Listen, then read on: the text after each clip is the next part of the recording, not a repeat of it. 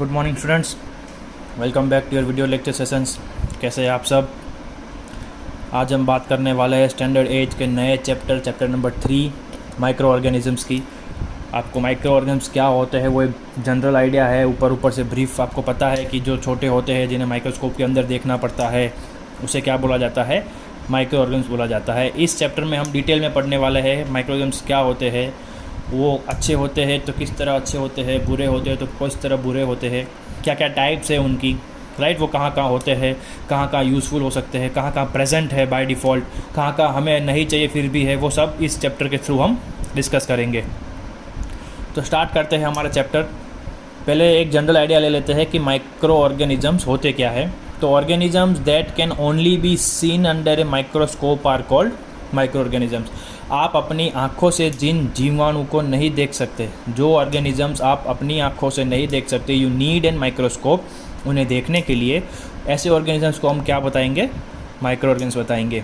अब वो कहाँ कहाँ होते हैं, तो they exist in soil, water and air and even inside our body. मतलब कि वो हर जगह है, वो सॉइल में भी प्रेजेंट है, वो वाटर में भी प्रेजेंट है, वो एयर में भी प्रेजेंट है और हमारी बॉडी के अंदर भी, and even inside our body, right.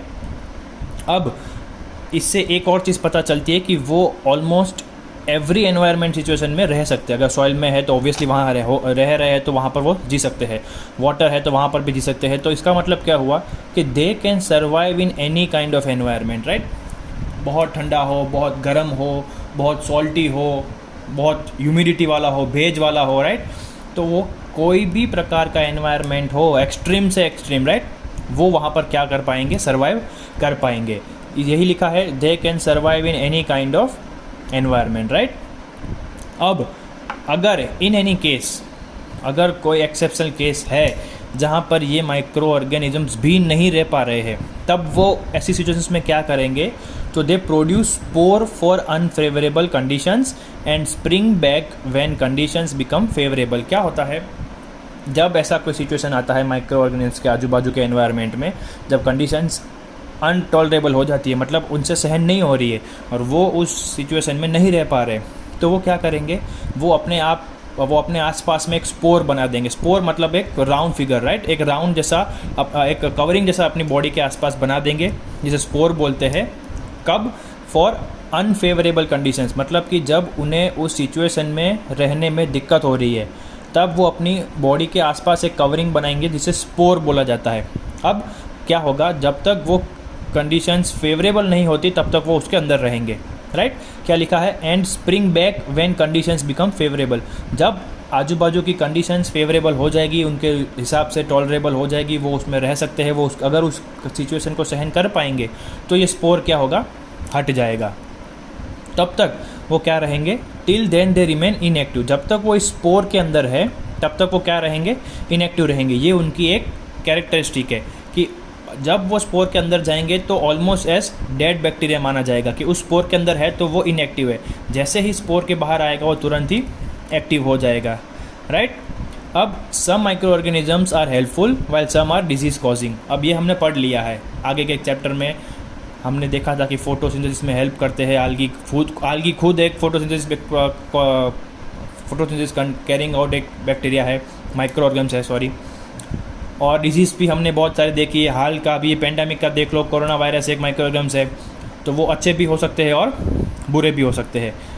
तो इस माइक्रो ऑर्गेनिज़म्स को साइंस के अंदर, in this subject of science, they are divided into 5 categories. They are broadly classified into 5 categories. कौन से है, algae, bacteria, fungi, protozoans and viruses, जो हम इस चैप्टर में एक एक बारी से डिटेल्स में पढ़ेंगे कि भाई आल्गे क्या होते हैं, अच्छे आल्गी, बुरे आल्गी, आल्गी कहाँ कहाँ काम करता है, कहाँ कहाँ होता है।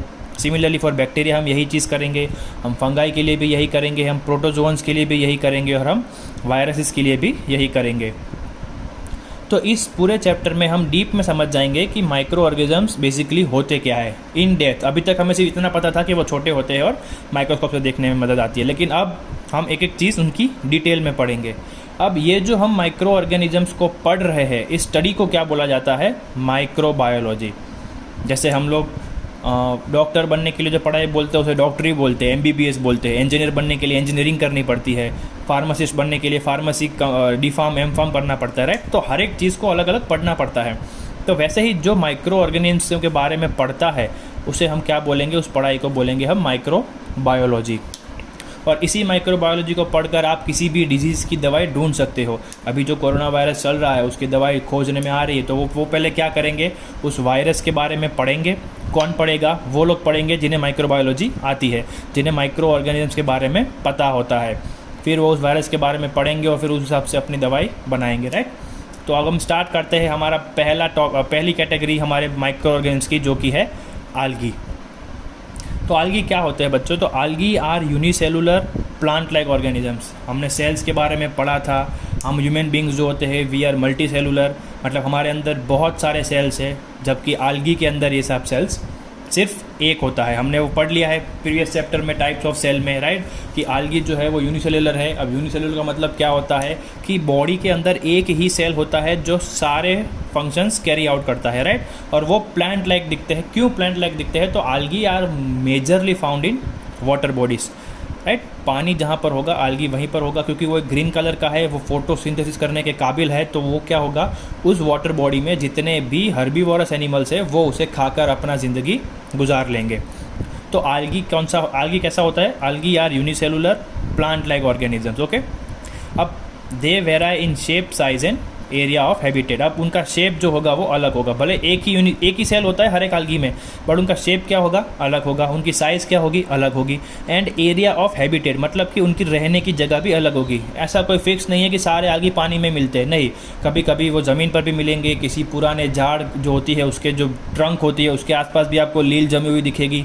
जो बहुत पुरानी बिल्डिंग्स है, बहुत सदियों पुरानी बिल्डिंग है, उसके दीवार पर एक ग्रीन कलर की लेयर आ जाती है चिकनास की, राइट, जो बहुत स्टिकी होता है, तो वो भी आल्गे होता है। मतलब कि वो उनका एरिया ऑफ हैबिटेट भी है, वो भी क्या करता है, वेरी करता है। वेरी मतलब कि वो डाइवर्स है, अलग अलग जगह पर होता है, एक जगह फिक्स होती नहीं है। या फिर ऐसा भी बोल सकते हैं कि सिर्फ एक जगह पर नहीं मिलता है। हमने आगे पढ़ा कि वो प्लांट लाइक है, पानी में मिलता है, तो सिर्फ पानी में नहीं मिलेगा, ओके। अब आगे बढ़ते हैं।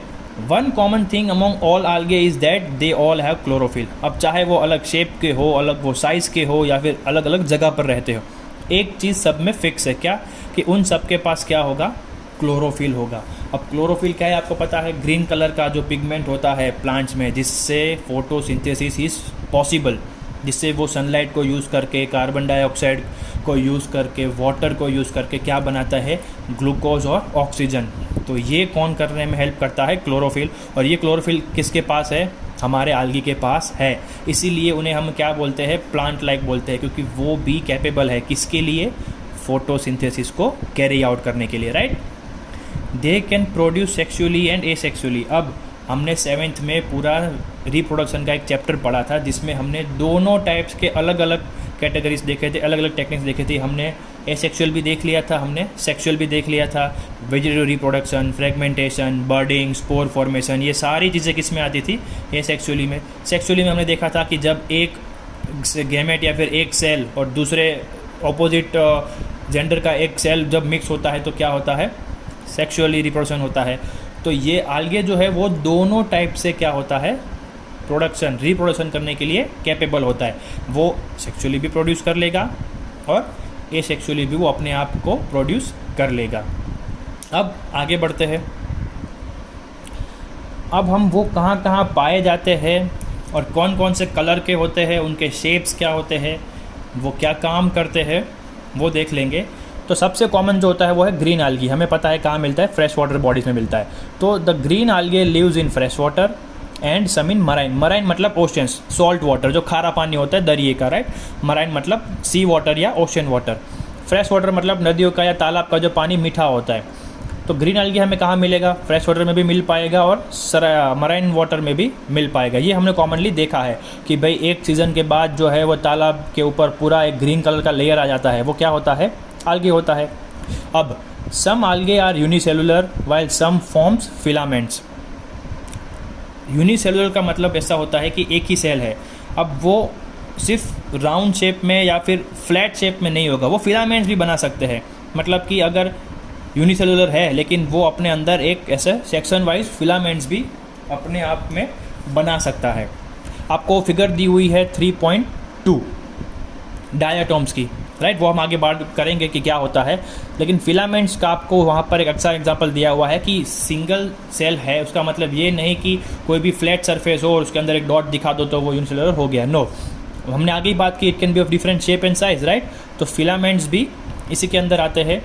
फिलामेंट्स का आपको एग्जाम्पल दिया है क्लाइमिडोमोनास, ये एक आल्गे का नाम है, क्या है, क्लेमिडोमोनास, राइट। ये आपको याद रखना है क्योंकि अब आपकी सारी एग्जाम्स जो होगी वो MCQ ट्रू और फॉल्स से फिल द ब्लैंक से होगी, तो आपको एक मार्क में पूछ सकते हैं कि फिलामेंट फॉर्म एल्गी कौन सा होता है, तो आपको लिखना है क्लेमिडोमोनास, राइट। आपको याद होना चाहिए।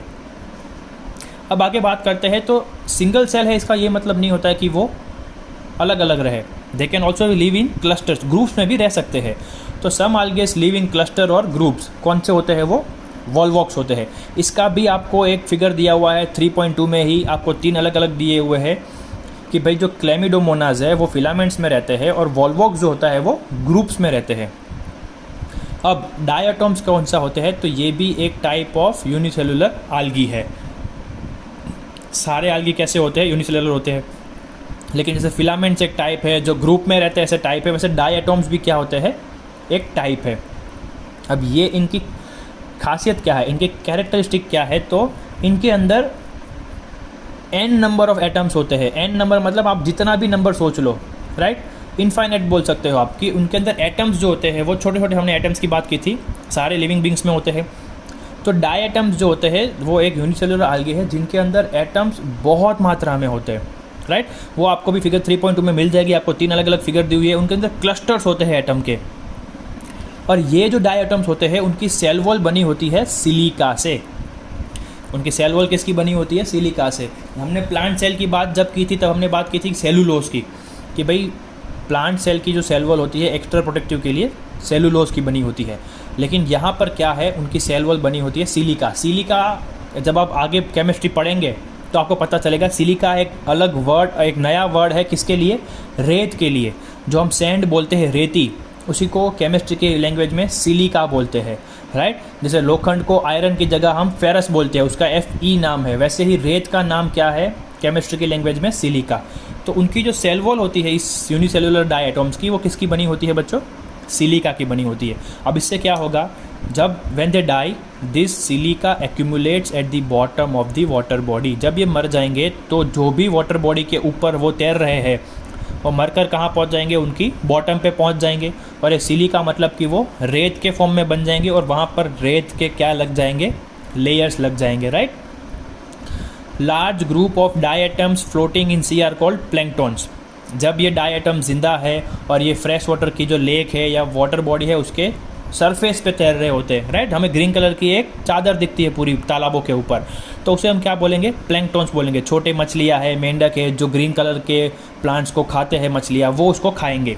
लेकिन जब ये मर जाएंगे तब ये सिलिका जो है वो कहाँ चलाएगा, it will guide the bottom of the water body. जिस भी वाटर बॉडी के ऊपर ये प्लैंकटन है, मरने के बाद ये सारे डायटम्स कहाँ चले जाएंगे, bottom of the water body में, राइट। अब ये फिक्स हो गया कि वो ग्रीन कलर के हैं, राइट, क्योंकि वो फोटोसिंथेसिस करते हैं, उनके पास क्लोरोफिल है, ये हमने आगे पढ़ लिया। लेकिन इसका ये मतलब नहीं है कि सारे आल्गी जो होते हैं वो ग्रीन कलर के होते हैं, नहीं। किसके पास बहुत सारे अलग अलग पिगमेंट्स भी होते हैं, जैसे कि एक अलग कलर है, there are also different coloured algae such as brown algae. इसका एग्जाम्पल है सरगैसम। जो अगर आपको एग्जाम में पूछ ले कि विच एल्गे हैज़ ब्राउन कलर, तो आपको ऑप्शन में से सरगैसम सिलेक्ट कर लेना है। वैसे ही होता है, रेड आल्गे होता है और ब्लू ग्रीन आल्गे भी होता है। तो यहाँ से ये हमें पता चलता है कि algae are not only green in colour, right, there are different shades of algae. कौन कौन से होते हैं, ब्राउन कलर के हो सकते हैं, वो रेड आल्गे भी हो सकते हैं और ब्लू ग्रीन भी हो सकते हैं, राइट। उनके शेड्स हो सकते हैं, आधा ब्लू होगा आधा ग्रीन होगा, या आपको पूरा ग्रीन दिखेगा लेकिन जब आप उसको अलग एंगल से दिखोगे तो आपको ब्लू कलर की शेड दिखेगी, राइट। तो ये उसका भी एक कलर है। अब ये जो ब्लू ग्रीन आल्गी है इसकी एक अलग स्पेशलिटी है या फिर एक कैरेक्टरिस्टिक है या फिर एक प्रॉपर्टी है। क्या होती है कि ये जो ब्लू ग्रीन आल्गे है, हमने आगे पढ़ा कि भाई माइक्रो ऑर्गेनिजम्स के 5 अलग अलग कैटेगरी है, जिसमें से एक हम अभी पढ़ रहे हैं आल्गे, दूसरा आएगा बैक्टीरिया, तीसरा है प्रोटोजोआ, चौथा है वायरस, और एक और था जो आपको मुझे लिखना है होमवर्क में, कौन सा था, राइट। मैंने आपको 4 बता दिए, एक आपको लिखना है, या फिर आपको याद रखना है। अगर आप वीडियो को देख रहे हैं तो 5वां आपको अपने आप से बोल देना है, राइट। तो आपको इससे आपको पता चलेगा कि आपने आगे के पेज पर कितना ध्यान दिया है। तो ये जो आल्गे है ये क्या करता है, ये आल्गे, इसकी कुछ प्रॉपर्टी है ब्लू ग्रीन आल्गे की जो बैक्टीरिया से मैच करती है, जो हम अगले टॉपिक में पढ़ेंगे। हमारा आल्गे जब ख़त्म होगा और हमारा नेक्स्ट टॉपिक जब बैक्टीरिया आएगा तो हमें ऐसा पता चलेगा कि जो थोड़ी बहुत इसकी कैरेक्टरिस्टिक है वो आल्गे से मैच करती थी। कौन से आल्गे से? ब्लू ग्रीन आल्गे से। इसीलिए हम ब्लू ग्रीन आल्गे को एक और नाम से बुलाते हैं जिसका नाम है साइनोबैक्टीरिया, राइट। साइनो उसके कलर की वजह से है, ब्लू ग्रीन कलर को साइन बोलते हैं इंग्लिश में। आप जब सर्च करोगे तो CYAN कलर आपको आएगा, साइन कलर, वो आपको ब्लू ग्रीन का शेड देगा। और उसकी कैरेक्टरिस्टिक आल्गी होने की वजह भी किसके जैसी है? बैक्टीरिया जैसी है। तो उसे हम क्या बोलेंगे? साइनोबैक्टीरिया बोलेंगे, राइट। तो यहाँ पर आल्गी के बारे में ख़त्म होता है। अब इसके नेक्स्ट वीडियो में हम आल्गी के यूजेस पढ़ेंगे और फिर हम हमारे बैक्टीरिया स्टार्ट कर देंगे, राइट। तो पढ़ते रहिए, अगर समझ में ना आए तो दोबारा वीडियो पढ़े, दोबारा वीडियो देखें, होमवर्क करते रहिए। मुझे अभी भी बहुत सारे बच्चों का, मान लो कि सिर्फ 1 या 2 बच्चों का हमें वीडियो होमवर्क आ रहा है। 9th, अभी जो 8th आपका क्लास है उसकी स्ट्रेंथ जो थी उसके इस मुकाबले सिर्फ 1% होमवर्क आ रहा है। बहुत सारे बच्चे जो है वो मैसेज करते रहते हैं, सर कैसे हो, सर क्या कर रहे हो, लेकिन होमवर्क नहीं आ रहा है उनका। जिस दिन मैंने आपके घर पर फ़ोन करके होमवर्क मांग लिया या फिर आपको स्कूल बुला लिया, आपके लिए दिक्कत हो जाएगी। सो प्लीज़ होमवर्क करते रहिए, मुझे भेजते रहिए, जहाँ पर पता ना चले आप पूछते रहिए, बट डू होमवर्क। आपको एक मॉक टेस्ट का लिंक भेजा था जिससे आपको पता चल गया होगा कि आपकी एग्ज़ाम्स होने वाली है। अब तो सिलेबस भी आ गया है ग्रुप में पीरियोडिक टेस्ट का। तो होमवर्क करते रहिए और मुझे भेजते रहिए, राइट, PDF के फॉर्म में। और जहाँ पर पता ना चले वो वापस से 2-3 बार देखिए वीडियो, आपको समझ में आ जाएगा। तो मैं आपको होमवर्क पढ़ देता हूँ। व्हाट आर माइक्रो ऑर्गेनिजम्स आपको लिखना है, PDF में से मैं आपको भेज दूंगा, या फिर यहाँ पर से लिख सकते हो। पहली पेज की जो पहली लाइन थी कि माइक्रो ऑर्गेनिजम्स वो होते हैं जिन्हें हम माइक्रोस्कोप के नीचे देखते हैं। दूसरा है व्हाट इज़ माइक्रोबायोलॉजी, तो वो भी आपको मिल जाएगा कि study of micro organisms called microbiology. और तीसरा है एक्सप्लेन इन डिटेल आल्गी। तो आल्गी हमने आगे के पेज से यहाँ तक जितना भी पढ़ा वो सारा आपको यहीं से लिखना है, क्योंकि बुक में आपका आल्गी बहुत बड़ा हो जाएगा। तो यहाँ पर हमने जो 2 पेज में आल्गी पढ़ा है वो सारा आपको यहीं पर लिख देना है। इसीलिए सिर्फ 3 क्वेश्चन रखे हैं, 4th क्वेश्चन नहीं दे रहा हूँ क्योंकि आल्गी थोड़ा बड़ा हो जाएगा। कीप स्टडिंग, होमवर्क करते रहिए, होमवर्क भेजते रहिए। तब तक मिलते हैं नेक्स्ट वीडियो में। Take care, good bye.